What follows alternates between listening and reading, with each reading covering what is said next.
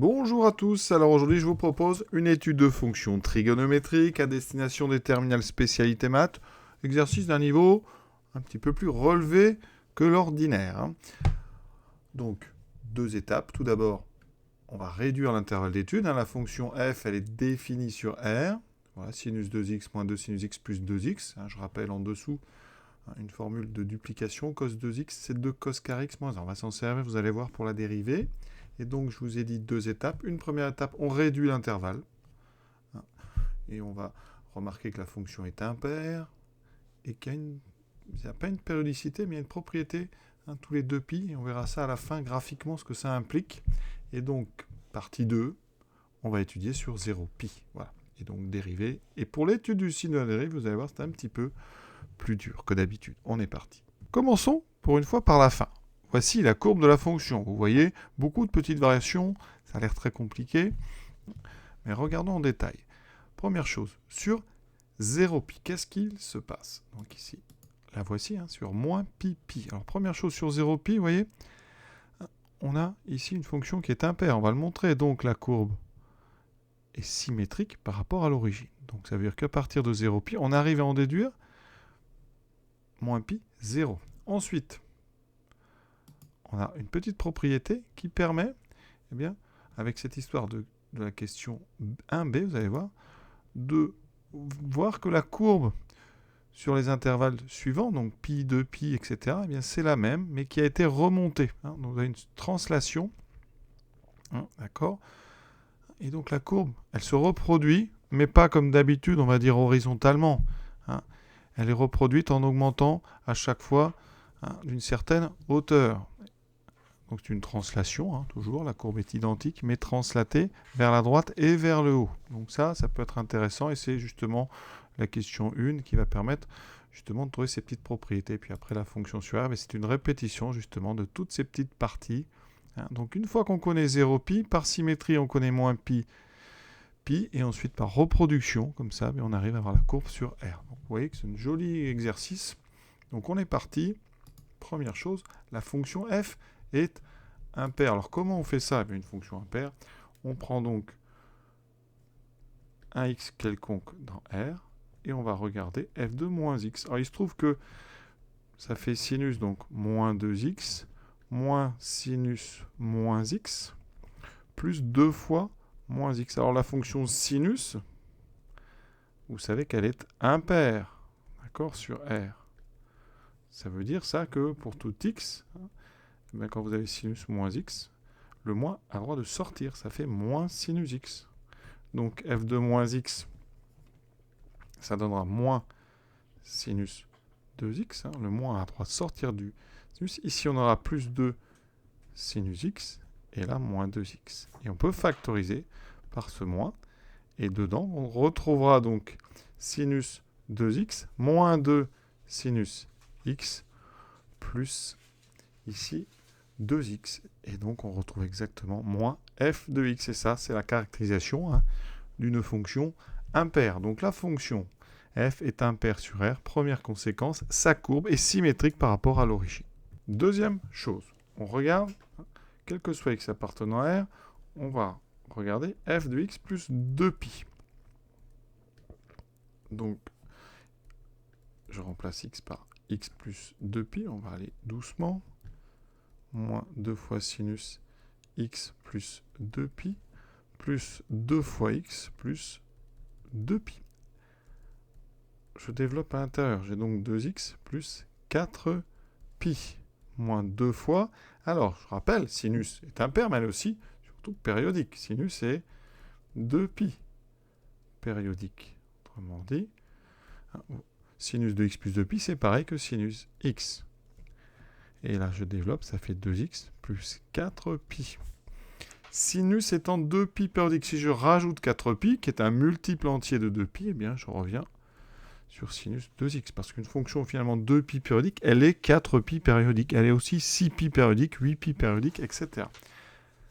Donc, regardez bien, je retrouve exactement l'expression de f, auquel j'ai rajouté 4pi. Donc, ça me fait f de x plus 4pi. Qu'est-ce que ça signifie? C'est ce que je vous ai dit graphiquement. Quand on prend un nombre x ici.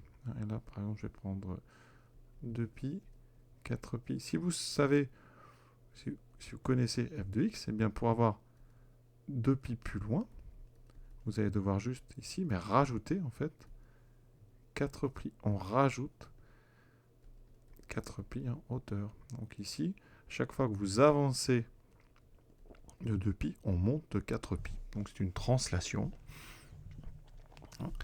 Et voilà pourquoi graphiquement, il suffit d'avoir la fonction sur moins pi, pi pour avoir, par cette propriété, des informations sur la fonction sur R. Regardez graphiquement, ici, j'ai représenté un vecteur de coordonnées 2pi, 4pi. Eh bien, vous voyez, si je le place n'importe où sur la courbe, eh bien, on voit bien que l'image d'un point par la translation redonne un point de la courbe. Et ça, vous pouvez tester ça partout, hein, à chaque fois. Vous avez cette propriété. Donc, la courbe, hein, elle est invariante par translation, globalement invariante par une translation de vecteur 2pi, 4pi. Donc ça, c'est très pratique parce que ça veut dire, ouais, si vous la connaissez donc sur moins pi, pi, bah, par translation, hein, vous avez bien compris maintenant qu'on a tout sur les autres intervalles. On est parti maintenant pour l'étude, donc sur 0pi. En première chose, la dérivée. F, c'est une somme, vous voyez, de 3 fonctions dérivables, il n'y a aucun souci. Donc c'est dérivable sur R, donc sur 0pi. F', alors sinus 2x, c'est une composée. Vous avez mis 2x à l'intérieur de sinus. Donc quand on va dériver, vous aurez la dérivée de 2x, donc un 2. Ensuite, sinus, ça donne cosinus. Donc j'ai 2 fois cosinus x. Cosinus 2x. Ensuite, je dérive sinus, ça me donne cosinus x. Et je dérive 2x, il reste 2. Alors, ça, c'est donc notre premier travail. Voici la fonction dérivée. Maintenant, il va falloir trouver son signe. Le souci, c'est qu'on a du cos 2x et du cos x. Donc, on va transformer de là l'importance de mon rappel. En bas du sujet, j'indiquais cette formule de duplication, cos 2x et 2 cos carré x moins 1. Je vais évidemment l'utiliser. F'. Alors, ici, on peut peut-être tout factoriser par 2. Hein. Ça permettra... Ce sera plus simple après. Donc, cos 2x moins 2. Donc, moins cos x plus 1. On remplace cos 2x avec ma formule de duplication, 2 cos carré x moins 1, moins cos x plus 1. Voilà. Donc ça me fait 2 cos carré de x, moins 1 plus 1, mais ça s'annule, ça tombe bien. Il me reste donc moins cosinus x. Voilà. Et effectivement, hein, si on développe, hein, voilà, juste pour bien vous montrer ce polynôme, on a 4 cos carré x moins 2 cos x. Et donc ici, ben, notre dérivée, c'est bien p de cos x avec un polynôme p de x qui serait donc 4x carré moins 2x. Alors quand on fait ce genre d'opération, on ne met pas petit x, hein, on appelle ça un changement de variable, on met plutôt ici un grand x, c'est-à-dire donc 4 grand x carré moins 2 grand x. Et ici, ben, grand x, hein, ça sera cosinus petit x. Ouais. Donc si on arrive à factoriser et à trouver le signe de p de x, eh bien on arrivera facilement à trouver le signe de notre f'. Maintenant, on va passer à l'étude donc du signe de f'. Pour ça, on vous propose une méthode qui va être de passer par le signe de p de grand x. Et je vous montrerai après que ici, dans ce cas-là, on aurait pu faire autrement. Mais ça me permet, hein, en tout cas ce genre d'exercice permet de faire une première approche des raisonnements avec changement de variable. p de grand x, c'est donc 4x2 moins 2x. On factorise ensuite, ici on voit bien par 2x, qui me fait 2x fois 2x moins 1. Donc on arrive à trouver les racines évidentes de ce polynôme. C'est pour ça que d'abord on aurait pu faire autrement. Ici, les racines évidentes, hein, on travaille sur moins 1, 1. Pourquoi sur moins 1? Parce que grand x, ça sera un cosinus, hein, donc on est forcément entre des valeurs qui sont moins 1 et 1. Les racines, vous avez 0 pour 2x, et ici vous avez 1 demi. Le coefficient dominant, c'est 4. Donc P de x, son signe, c'est positif à l'extérieur. Voilà.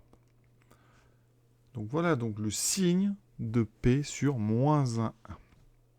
F', vous avez bien compris, F' de petit x, c'est P de cosinus petit x. Donc ça veut dire qu'ici, d'après ce tableau, je vais avoir à trouver où sont les valeurs de cosinus x pour pouvoir savoir le signe de mon polynôme. Donc P de grand X, le cosinus, on est sur 0π. On doit le positionner ici dans ces 3 colonnes. Donc, il faut que je sache 2 choses. D'abord, quand est-ce qu'il vaut 1/2 ? Un cosinus qui vaut 1/2, eh bien ici, entre 0 et π, ça correspond à un réel ici qui sera π sur 3. Et ensuite, 0, ça correspondra à π sur 2. Donc, qu'est-ce qui se passe ? Sur l'intervalle, donc 0, π sur 3, ouvert. Votre cosinus, ça on le sait, il est, vous voyez ici, il est donc super strictement à 1/2. Donc, si j'utilise mon tableau, je suis dans la dernière colonne. L'image par la fonction P sera donc un nombre positif. Sur π sur 3, π sur 2. Mon cosinus, regardez, on est entre 1/2 et 0. Je suis donc dans la colonne du milieu. Donc quand je calcule l'image de ce cosinus x, je trouverai donc un nombre strictement négatif. Maintenant, dernière zone, sur π sur 2, π, eh bien, mon cosinus, je le sais, est donc plus petit que 0. Je suis donc dans la première colonne ici. L'image de cosinus x par cette fonction sera donc, d'après le tableau, positive. Et donc, j'ai trouvé le signe de P de cosinus x, donc le signe de f'. Ça va se résumer. Donc, sur petit x entre 0 et π, j'ai donc comme valeur importante π sur 3 et π sur 2. F' aura donc pour signe, alors ça va s'annuler en π sur 3, s'annuler en π sur 2. Au départ, c'est positif, puis négatif, puis positif. Vous voyez, on a réussi, avec le signe de P, à trouver le signe de F'. On aurait pu faire autrement, parce qu'ici, les racines du polynôme, vous avez des racines évidentes, et surtout, il y avait 0 comme racine. C'est pour ça qu'on aurait pu faire autrement, et on va le faire, comme ça, vous allez voir qu'on trouve les mêmes résultats. Cette question D, que j'ai donc faite avec le signe Px, on pouvait la faire directement. Ici, F', j'aurais pu factoriser par 2 cosinus x. Ça m'aurait donné donc 2 cosinus x moins, et ici, en factorisant, moins 1. D'accord ? Et donc, j'ai le signe de 2 facteurs à trouver. Alors, cosinus x, on est sur 0π. Donc, vous savez que la valeur qui va m'intéresser, c'est π sur 2. Donc, je vais faire un petit tableau comme ça rapidement. Sur 0π, le cosinus s'annule en π sur 2. Il est positif avant, négatif après. Maintenant, on a le signe de 2 cosinus x moins 1. Alors, si vous voulez, vous pouvez même factoriser ici par 4. Et donc, vous auriez eu 2, et ici, moins 1/2. Donc, tout ici, pour le second facteur, va être en fonction de l'endroit où le cosinus vaut 1/2, c'est-à-dire π sur 3 sur 0π. Et on retrouve ici, donc, le signe de cos x moins 1/2 va dépendre de π sur 3. La position de x par rapport à π sur 3. Avant, vous voyez, ici, on est sur une zone où le cosinus est plus grand. Et après, il est plus petit. Et tout ça mis dans un tableau. Mais regardez ce que ça donne. On aurait donc ici petit x, 0, π sur 3, π sur 2, π. Vous voyez qu'on retrouve les mêmes valeurs qu'avec notre première méthode. On indique le signe de cosinus x. Donc, alors, je vais mettre toutes mes colonnes. Voilà. Ici, j'ai donc plus, plus, moins. Pour cosinus x moins 1/2, ça s'annule en π sur 3. Et j'ai donc plus, moins, moins. On fait le produit pour la dérivée. Vous voyez, on obtient donc plus, 0, moins, plus. Donc, quelle que soit la méthode, bien sûr, vous devez obtenir le même résultat. Pour les variations de f de x en fonction de x, notre tableau, qu'est-ce qu'il nous donne? Alors nous, la dérivée sur 0π, c'est plus, moins, plus. Donc ici, on va avoir une fonction qui est croissante, puis décroissante, puis croissante. On va remplir après les valeurs, donc les extrémums locaux. Et ensuite, il faudra réussir à trouver les variations sur moins π 0. Je rappelle que la courbe est une symétrie, puisque la fonction est impaire, elle est symétrique par rapport à l'origine. Donc symétrie par rapport à l'origine, attention, ça ne change pas les variations. Donc vous aurez, chose importante, moins pi sur 3, moins pi sur 2.